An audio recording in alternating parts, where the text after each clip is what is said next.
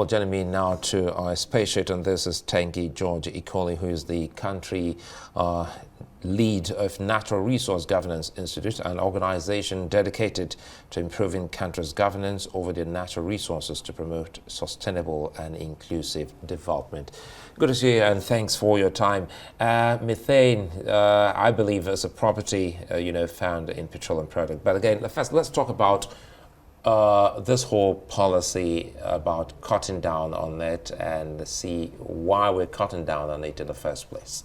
Okay, thank you. That's a very good question. I think within the context of Nigeria's gas expansion plans, we have the net zero ambition to achieve net zero by 2060. And Nigeria had decided that its pathway to doing that is to leverage gas as a transition fuel.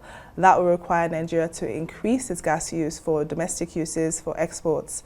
But there are implications to that Nigeria has to be mindful of. Because if we have this target to achieve a just energy transition, we have to make sure that the impacts that methane emissions can have, which is 80% more potent than carbon emissions, can have on the lives of people that live around these assets, and also the implications that this will have for the country to leverage revenues from gas when the world is adopting stricter ESG, so economic, environmental, social and governance standards that will prevent Nigeria to actually export its goods to its major exporter, for one, which is the EU, which has 43%, which imports 43% of Nigeria's petroleum products. So it's something that we have to be very mindful of in terms of the implications, both for the environment, our global commitments, and also our national commitments, and also what this can do for Nigeria's prospects, for its revenues, for economic development, and for the energy transition. You know, there's something that is a little bit foggy here. You're talking about increasing our revenue, but again, you also put this side by side by talking about what we need to cut down carbon, including methane, about $1.9 billion. So how does this work? You're spending this huge amount, perhaps to clean up the environment, and you say will ultimately make more money. Well, 1.9 is for Nigeria to achieve a net zero by 2060. That has 2060. By 2060. That's in Nigeria's energy transition plan, and that requires cutting down emissions in the power sector, oil and gas, clean cooking, or cooking, and other sort of transport as well, right? So that's a separate sort of conversation. And then within that, energy sector actually contributes the most to methane. Yes, so that's something that Nigeria has to also be very, very careful of. So it's separate conversations. We're just looking at it within the context of Nigeria's focus on leveraging gas as a transition fuel. You know, because of this defunding of fossil fuels and the globe generally looking away from fossil fuels, Nigeria has said that it can't stop using all its natural resources. So what it will do instead is to use gas, right? So as it's using that gas is not the end point. In its energy transition plan, it has articulated that it would actually transition to renewables, so using electric vehicles and all these other different components. So we have to keep in sight what that ultimate goal is, but while we are leveraging gas for the meantime, we have to make sure that we're mindful of the implications of that, which is, as we're ramping that use of gas, methane emissions, which is a byproduct of that process, will potentially have implications on our health, and also our plans to leverage gas to achieve our energy transition or to even build our economic development as well. So these are the implications that I want us to be mindful of. And my organization has done research and a briefing note that has been published today at our event to make sure that we state the different recommendations that the government should put in place in strengthening our methane emissions framework across the oil and gas value chain. We have some policies and some laws around the upstream, but not significantly replicated within the midstream and the downstream as well. I was actually going to come in there because if you're talking about let's be mindful of what this might cause us, it brings into play the players and how much of a buy-in and understanding they do have when you talk about cutting down, carbon emission and methane.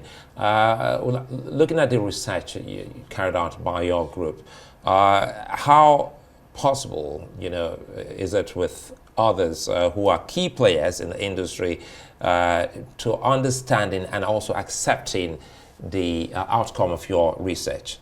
Thank you. That's something that we actually identified in our research.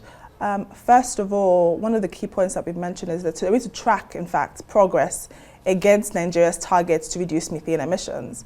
We have the components of methane being gas flaring, fugitives and venting, and we've had different targets in our nationally determined conditions. To be able to track progress against that, Nigeria needs a baseline study to first of all determine what we are tracking, how are we improving, what's the first step. Right, so first of all, you need to have that process in place. And then all the different sectors, governments, other government agencies, companies can also buy in. Civil society can also track what sort of improvements we're making or not, so that we can make sure that we're actually achieving or moving towards that just energy transition. The government has taken some steps to try to incentivize companies, for instance, to buy into reduction of methane emissions, but it's not strong enough. I can use gas flaring as an example.